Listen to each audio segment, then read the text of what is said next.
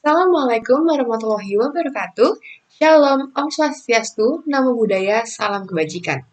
Pada video ini, kami kelompok 7 akan mempresentasikan pekerjaan kelompok kami mengenai klasifikasi body mass index menggunakan decision tree classification. Sebelumnya, izinkan saya memperkenalkan anggota kelompok kami. Kelompok kami beranggotakan 4 orang. Yang pertama ada Richard Harrison, kemudian ada saya, Kurnia Dwi Tami, lalu ada Fazali Funas, dan yang terakhir ada Muhammad Fadil Mahendra. Presentasi kami akan mencakup beberapa bahasan. Yang pertama ada problem yang berisikan dataset details, kemudian ada objective and method, lalu ada result, dan yang terakhir ada conclusion. Nah, langsung saja kita dengarkan penjelasan-penjelasannya. Oke, kita mulai dari detail dataset.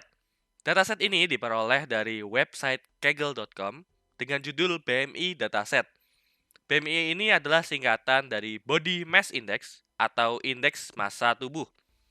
Dataset ini dipublikasikan oleh M. Yasser dari Media Agility untuk membangun model klasifikasi BMI dan memperkirakan berdasarkan gender, height atau tinggi badan, dan weight atau berat badan.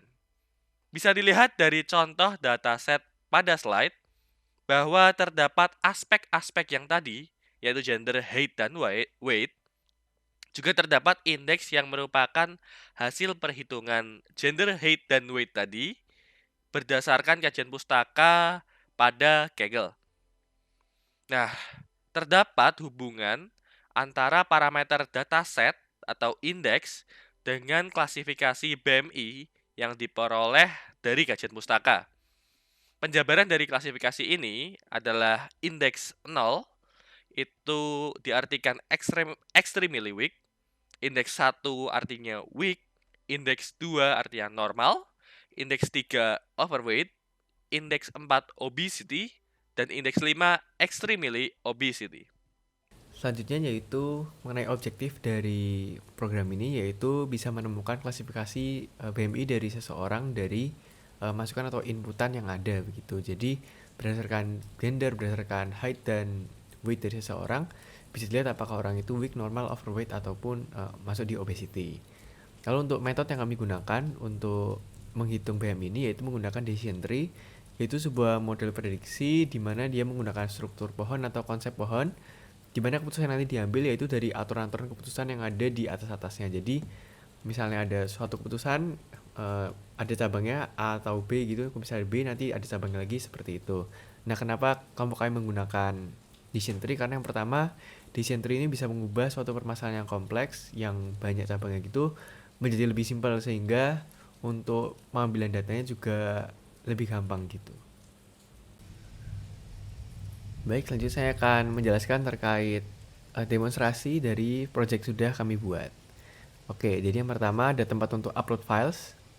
Jika kita run, maka dia bisa untuk menjalankan bisa choose files dari sini. Cuman karena saya sudah mengupload filesnya, tinggal diklik lalu di open. Karena sudah upload, jadi saya tidak perlu mengupload lagi di sini. Nah, lalu ini untuk library-nya, menggunakan library ini. Lalu ada ini gunakan untuk perman file dan juga untuk memanggil file dan juga info dari filenya itu. Bisa dilihat di sini ada 3 kolom, lalu juga masing-masing ada 500 datanya gitu.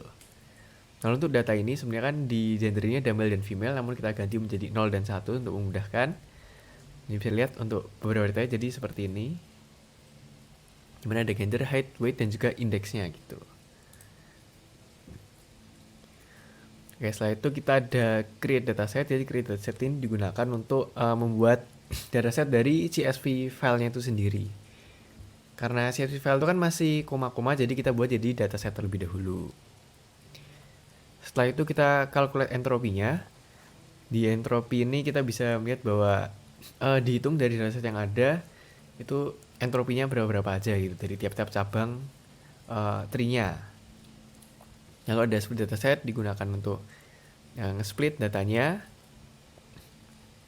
Setelah itu yaitu menggunakan choose best feature untuk nge-split. Jadi dari entropi yang ada tadi dan juga gain ya, ada info gain. Nah, itu digunakan untuk melihat mana yang paling bagus untuk splittingnya gitu. Kenapa harus pakai ini? Supaya nanti saat program ini di-run, itu runtime-nya bisa menjadi yang paling cepat gitu. Dan juga tidak membutuhkan waktu lama untuk menemukannya. Jadi ada tree ini digunakan untuk membentuk tree-nya. Jadi program lebih gampang untuk melihat dan kita juga bisa melihat untuk tree-nya seperti itu.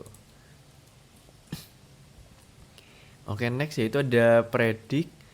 Yang dipredikin itu program ini digunakan untuk memprediksi apakah dari label-label yang ada, karena tadi ada height, ada weight, ada gender juga, itu dilihat satu-satu apakah masuk di klasifikasi yang mana-mana aja gitu. Jadi dia akan baca dari atas, dari misalnya tadi gender 1, lalu height-nya berapa, lalu weight-nya berapa, tergantung dari cabang-cabangnya itu sendiri.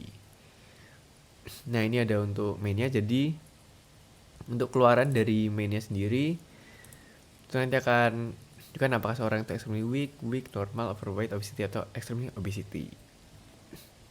Nah, ini untuk tes datanya. Mungkin akan saya coba runkan.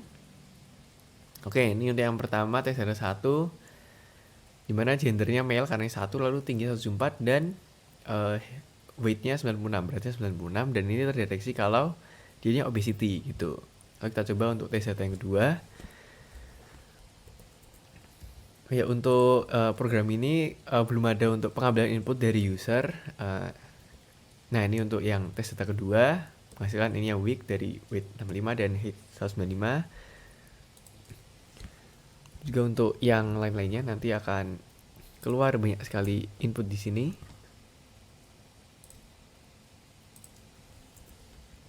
Mungkin saya coba langsung run semuanya. Nah, ini yang paling bawah ada yang extreme obesity. Terus tadi untuk yang keempat itu yang 1,87 ada yang overweight. Nah, seperti itu. Nah, jadi program ini mengambil hasilnya itu dari tabel yang ada di CSV-nya itu sendiri. Nah, bagaimana kalau misalnya di input data yang di luar dari CSV-nya itu sendiri menggunakan program ini? Nah, nanti yang terjadi adalah overfitting dan ada key error-nya itu sendiri karena mereka tidak menemukan cabang di mana ada 169 sama 109 ini. Mungkin ada 1, ada 169 tapi tidak ada 109. Nah, kalau di sini dari 1 itu mereka tidak menemukan ada 169 di cabang-cabangnya. Oleh karena itu ditemukan sebuah error gitu. Selanjutnya adalah hasil.